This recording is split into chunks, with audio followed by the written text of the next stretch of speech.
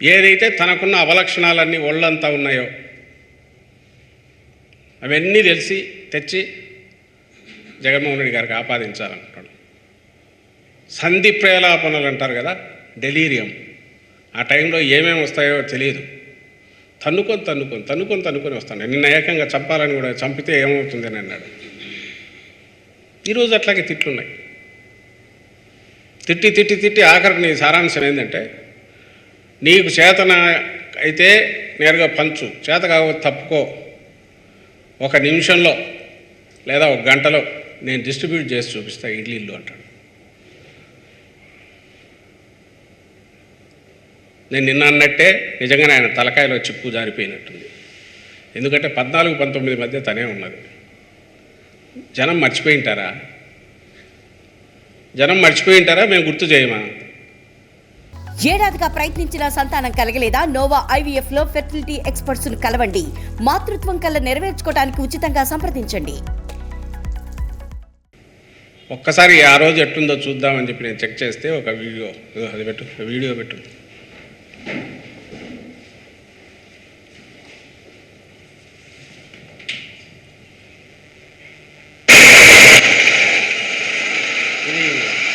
చీరాల దగ్గర ఇప్పుడు ఆ రోజు పెన్షన్ కోసం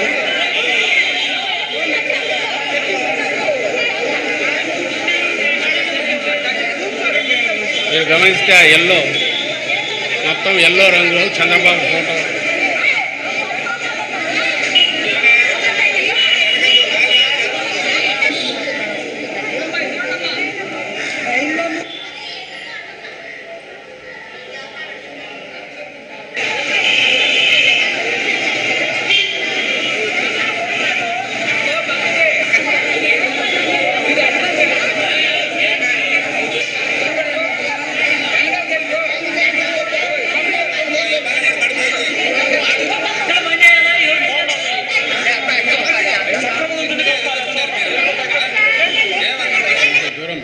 కొంచెం ఆయన చంద్రబాబు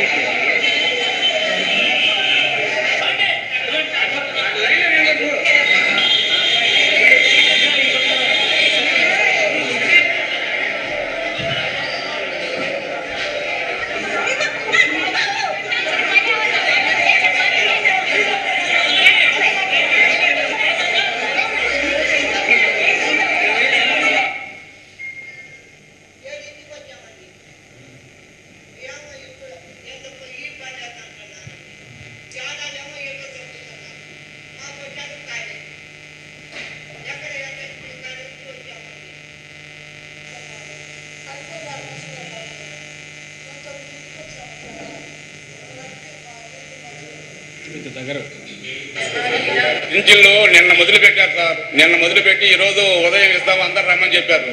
జనం అందరూ ఈ ఉదయం 6:30కు వచ్చారు. ఇప్పుడు టైం 11 అవుతుంది. ఇంతమందికి 10 మందికి కూడా ఇవ్వలేదు. జనం అల్లాడిపోతున్నారు. ముసలోళ్ళు పైన ఎండ, కనీసం తాగింది మంచినీళ్ళు లేవు, నీళ్ళు లేదు. ఇవ్వమంటే పని ఆగిపోయేవాళ్ళు కదా. జనం వచ్చి పొద్దున్నీ ఉన్నారు. షుగర్ పేషెంట్లు ఉన్నారు, BP వాళ్ళు ఉన్నారు, ముసలోళ్ళు ఉన్నారు. చాలా మంది ఉండలేక కొనుక్కున్నారు. ఈ క్యూలో పొద్దు నుంచి అల్లాడిపోతున్నారు.